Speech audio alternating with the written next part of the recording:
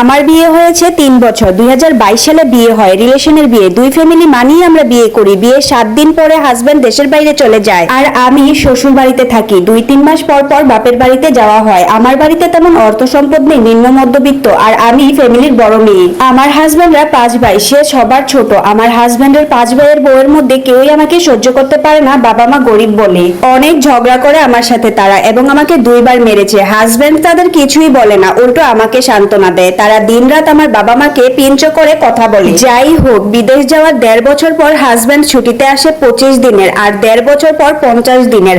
আগের বার যখন ছুটিতে আসে তখন আমি তার ফোনে মেয়েদের সাথে কথা বলে এমন কিছু দেখি, আবার ভিডিও কলেও কথা বলে আরো অনেক খারাপ কিছু দেখছি। তখন সব বললে সে মাফ চায় পা ধরে, কোরআন শরীফ ধরেও বলে আর কখনো এমন করবে না। তো আমিও মাফ করে দেই, আর ফ্যামিলিতেও জানাইনি। আমি জানাবই বা কি করে? সম্পর্ক করে বিয়ে করেছি, আর বাবা মাও অসহায়। আমরা 3 বোন, আমি বড়। বাবা মায়ের উপর বোঝা হতে চাইনি। তো হাজবেন্ডের ছুটি শেষ হলে সে চলে যায়। যাওয়ার কিছুদিন পর দেখি সে বদলায়নি। তার ফোনে আমি ইমো লগ ইন করে দিয়েছিলাম। যাওয়ার পর সে এমনই আছে, মেয়েদের সাথে বাজে মেসেজ, কল, বিয়ের প্রপোজাল। তো এসব ধরা পড়লে আবার বলে মাফ করে দাও, আর করব না। এমনই করতে করতে সে আবার ছুটিতে আসে ডিসেম্বরের 27 তারিখ। এসে সে আর তার ফোন আমাকে দেয়নি, আমাকে বারণ করে দেয় না ধরতে। মাত্র 1 মাস 20 দিনের ছুটিতে এসেছে, বন্ধুদের সাথে এদিক সেদিক চলে যায়, আমাকে না বলে ঢাকায় চলে যায়। আমি পরে ফোন দিলে জানতে পারি। সারাদিন সে নিজের মতো ক্রিকেট আর ফ্রেন্ডদের নিয়েই দিন কাটায়। মাঝে মাঝে রাতেও বাড়িতে ফিরে না। তার ফ্যামিলিও কিছু বলে না, উল্টো আমাকে দোষ দেয়। আমি নাকি হাজবেন্ডকে ধরে রাখতে পারি না,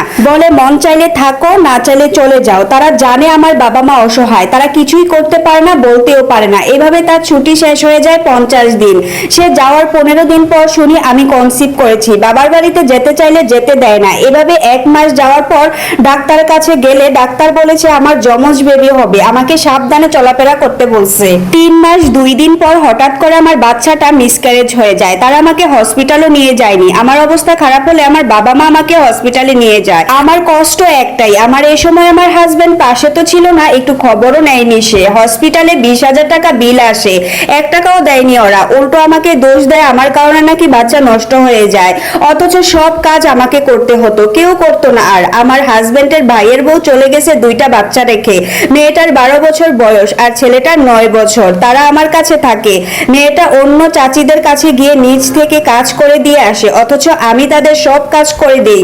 দুজনের কাপড় ধুয়ে দেই, ভাত খেয়ে প্লেটটাও তুলে না। তাদের বাবা বিদেশ, তাদের ছেলে মেয়ে। আমার শ্বশুর শাশুড়ি আর আমি একসাথে থাকি আজকে 3 বছর। আমার মিসক্যারেজ হয়েছে আজকে 7 দিন। আমার হাজবেন্ডের একটা ফেক আইডি আছে, যেটা আমি তার থেকে লুকিয়ে ফোনে দেখে ফেলি। তার ফেসবুক আইডি 2টা, আমি এটা স্ক্রিনশট নিয়ে রাখি। পরে আমার একটা বোনকে দেই আইডিটা।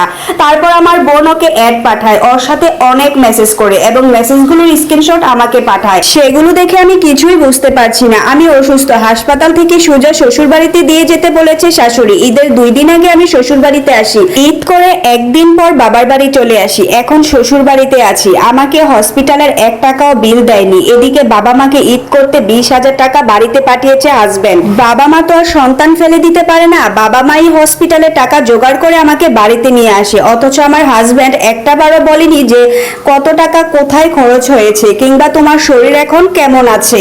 তারপরও তার মায়ের হুকুম ঈদ বাড়িতেই করতে হবে, কারণ তার মা একটা কাজ করতে পারবে না। তারপর আমি ঈদের 1 দিন পর বাবার বাড়ি চলে যাই।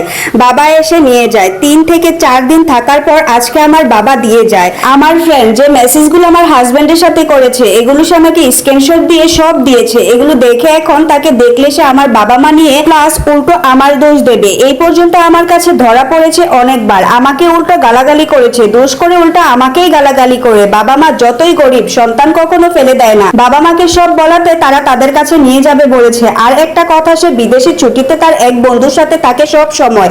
সেই বন্ধু আমাকে একদিন হঠাৎ ফোন করে বলে যে সৌদি আরব নাকি কোন কোন একটা জায়গায় নাকি এমন অনৈতিক কার্যক্রম হয় যেখানে নাকি আমার হাজবেন্ড যায়। তাই সে আমাকে মাস 2 মাস পর পর ফোন দেয়, 10 দিন 12 দিন পর পর ফোন দেয়। তার বন্ধু আমাকে প্রমাণ সহ দিয়েছে। আমি ওইগুলো তার ফ্যামিলিকে দেখানোর পর, আমার ফ্যামিলিকে দেখানোর পর আমার 2 ফ্যামিলি আমাকে সান্ত্বনা দেয়, বলে যে ছেলে মানুষেরা এমন একটু একটু করে বিদেশে এসব করে। আমার কথা হলো, সে যদি বিদেশে বাড়িতে যে এসব করবে তাহলে আমাকে কেন রাখছে।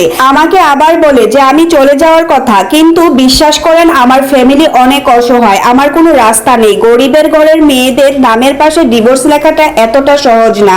আমি যথেষ্ট সুন্দর সুন্দরী, তার সাথে আমার রিলেশন 1.5 বছর প্লাস, আমাকে এক দেখাতেই পছন্দ করে, ফ্যামিলি নিয়ে আমাকে বিয়ে করে, তার ফ্যামিলিও আমাকে পছন্দ করে, তার বাবা মাও। এখন আমাকে কয়েকদিন আগে আমার মিসক্যারেজ হয়েছে, এসব স্ক্রিনশট মেসেজ দেখে এখন আমার মাথা ঠিক নেই। এখন আমি কি করতে পারি? এমন এমন মেসেজ যা বলার বাহিরে খারাপ। আমি এমনিতেই অসুস্থ, এগুলো দেখে এখন কি আমার বাবা মাকে বলা উচিত নাকি তাকে সরাসরি বলা উচিত? তাকে বললে সে অস্বীকার যাবে, উল্টো আমাকে গালাগালিজ করবে। আমার কাছে প্রুফ আছে, সে তার নিজের পিকসহ দিয়েছে, সব আছে আমার কাছে। কি করা উচিত? মানিয়ে নেব? তবে আমার আর মনে বেঁচে থাকার কোনো ইচ্ছে নাই। যে মানুষটার জন্য আমি সব করলাম, যে মানুষটাকে আমি এত বিশ্বাস করে বিয়ে করলাম, আজকে ভাবে নষ্ট করে দিল। দুনিয়ায় কাকে বিশ্বাস করব? শুধু একটাই সুযোগ নাই, যে আমার বাবা মা গরিব, আমরা নিম্ন মধ্যবিত্ত, আমরা চাইলেও তাদের কিছু করতে পারবো না। আর সে থাকে বিদেশ, তাকে তো কিছু করা সম্ভবই না। সে বলে চইলা গেলে চইলা যা, আরো কয়েকবার ধরা খাওয়ার পর। আমি একটা কথাই বলতে চাই, বাবা মা গরিব বলে অনেক মেয়েই হয়তো সংসার নামক নরকে প্রতিনিয়ত মরার মতো বেঁচে না থাকে, নিজের আত্মসম্মান যেন হারিয়ে না ফেলে, আর সবকিছু মানিয়ে যেন না চলে। আমি একমাত্র বাবা মায়ের মুখের দিকে তাকিয়ে এখনো দুনিয়ায় আছি। আমার কিছু হলে বাবা মার কি হবে? কে দেখবে আমার বাবা মাকে? এই গল্পটা এক আপুর জীবন থেকে নেওয়া হয়েছে, আর এই গল্পটা কেমন হয়েছে অবশ্যই কমেন্ট করে জানাবেন। ধন্যবাদ।